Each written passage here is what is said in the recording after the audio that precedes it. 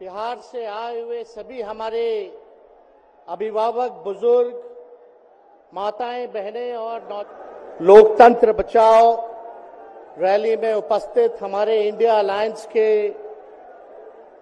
सभी हमारे नेतागण, कार्यकर्तागण, पदाधिकारीगण, दिल्ली, पंजाब, बिहार से आए हुए सभी हमारे अभिभावक, बुजुर्ग, माताएं, बहनें और नौजवान युवा साथी, आप सबका इस रैली में हम स्वागत करते हैं। आप सब लोगों का अभिनंदन करते हैं। ये दिल्ली की भीड़ बता रही है कि मोदी जी जिस तरह से आंधी की तरह आए थे उसी तरह तूफान की तरह चले जाएंगे। पहला रैली हम लोगों ने पटना में किया, दूसरा बॉम्बे में किया और तीसरा आज जो है दिल्ली में हो रहा है। और मैं बता दूं, देश के कोने कोने में जहां भी हम लोग जा रहे हैं वहां जनता का साथ, आशीर्वाद मिल रहा है। आज हम सब लोग एकजुट हुए हैं देश के लोकतंत्र, देश के संविधान, देश के भाईचारा को बचाने के लिए। जिस हिसाब से देश में बांटने का काम किया जा रहा है, भाई को भाई से लड़ाया जा रहा है, नफरत की राजनीति की जा रही है, उसलिए हम सब नेता आपकी लड़ाई के लिए हम सब लोग आए हैं और आपकी लड़ाई लड़ रहे हैं। और हम लोग सब लोग चाहते हैं कि इस लड़ाई में आपका साथ मिले, आपका आशीर्वाद मिले और आपका प्यार मिले। जो लोग नारा लगाते हैं अब की बार 400 पार,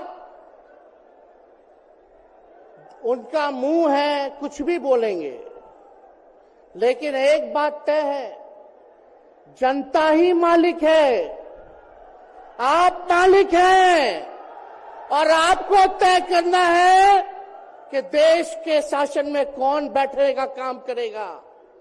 आज यहां दिल्ली की जनता से पूछना चाहते हैं, वो लोग नारा लगा रहे हैं, टारगेट फिक्स कर रहे हैं, अब की बार 400 पार, ऐसा लग रहा है कि पहले से ही ईवीएम सेटिंग हो चुका है। ये लोग फिर भी आप लोगों से पूछना चाहते हैं कि आप लोग, ये लोग जो नारा लगा रहे हैं, क्या वो सच होगा या वो सत्ता से बेदखल करिएगा? हाथ उठा के बताइए, इनको सत्ता से बाहर करना है कि नहीं करना? आज हम सब लोग देख रहे हैं कि देश में अघोषित इमरजेंसी लागू हो चुकी है। देश में सत्ता में जो लोग बैठे हैं तानाशाह रवैया अपनाने का काम कर रहे हैं, घमंडी हो गए हैं लोग। और आज हम लोग किसी को गाली देने नहीं आ रहे, लेकिन जो आंख से देख रहे हैं वो बताने आ रहे हैं, जो महसूस कर रहे हैं वो बताने आए हैं। सत्ता में लोग जो बैठे हैं, विपक्ष का धर्म बनता है, कर्तव्य बनता है कि उनसे हम लोग सवाल करें। आज मेरा मानना है कि देश में सबसे बड़ा अगर दुश्मन है तो बेरोजगारी है, महंगाई है, गरीबी है। आज यहाँ लोग हैं, नौजवान हैं, नौजवानों से पूछना चाहते, बताओ कितने नौजवान यहाँ जो हैं मोदी जी ने नौकरी दिया? हाथ उठा के बताइए। कोई नहीं मिलेगा।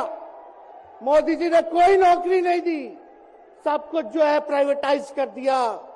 और हम लोगों ने बिहार में जब कांग्रेस लेफ्ट, इंडिया अलायंस की सरकार थी, 17 महीने में 5 लाख नौकरी हम लोगों ने देने का काम किया।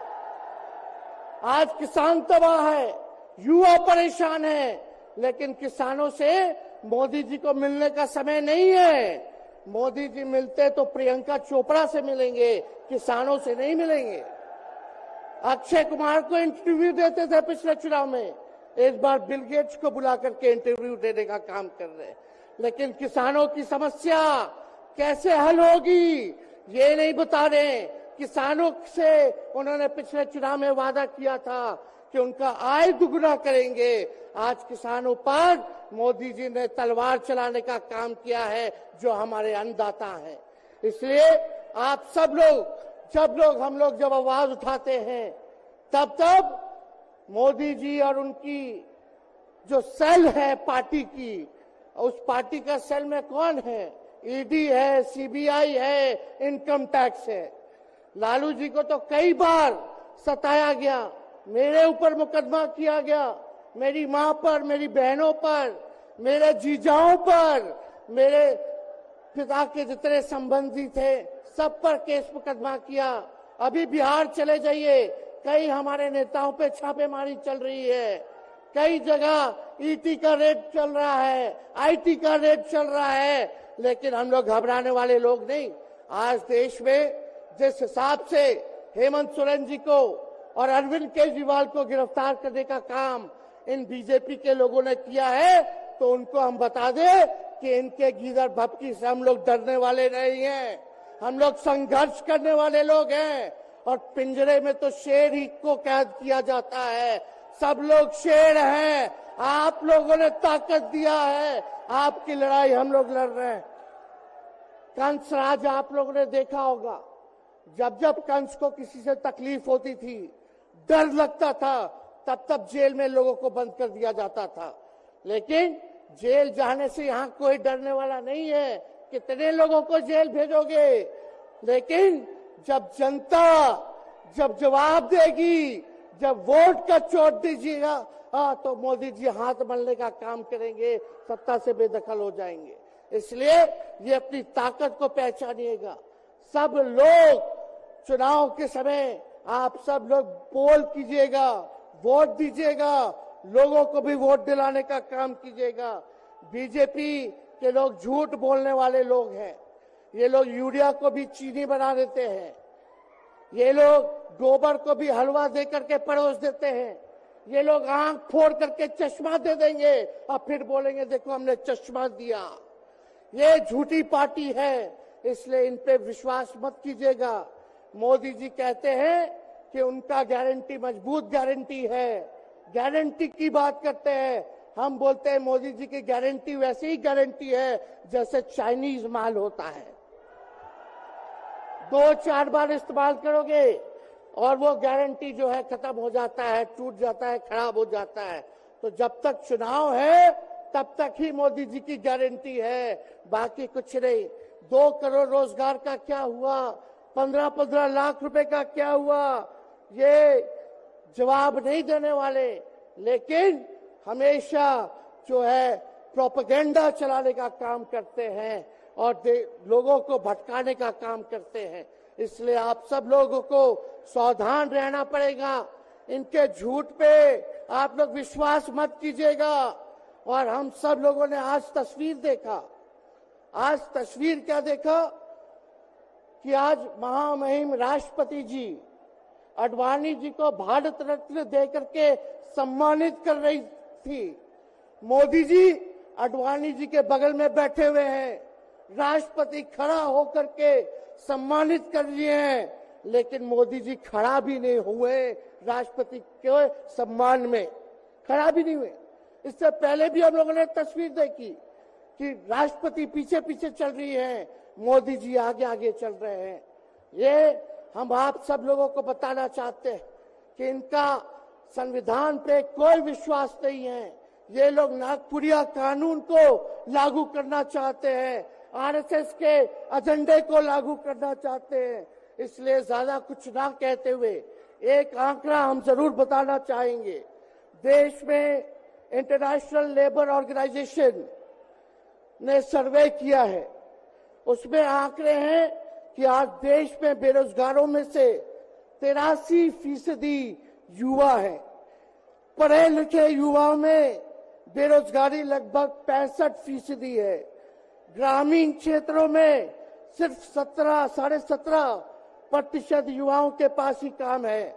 यानी भारत की आत्मा गांव में 82% युवा आज बेरोजगार हैं और मोदी जी इसके बारे में कोई काम नहीं किया। आप एक बार विश्वास कीजिएगा, अगर इंडिया सरकार की अलायंस की सरकार बनती है तो नौजवानों को हम लोग नौकरी देने का काम करेंगे, बेरोजगारी को दूर करेंगे। और जाते जाते बहुत सारे नेताओं को बोलना है, लेकिन एक अंत हम करेंगे एक गाने के साथ। और आप लोगों ने गोविंदा का फिल्म का एक गाना सुना होगा कि तुम तो धोखेबाज हो, वादा करके भूल जाते हो। रोज रोज मोदी जी तुम ऐसा करोगे, रोज रोज मोदी जी तुम ऐसा करोगे, जनता जो रूठ गई तो हाथ मलोगे। अरे तुम तो धोखेबाज हो, वादा करके भाग जाते हो।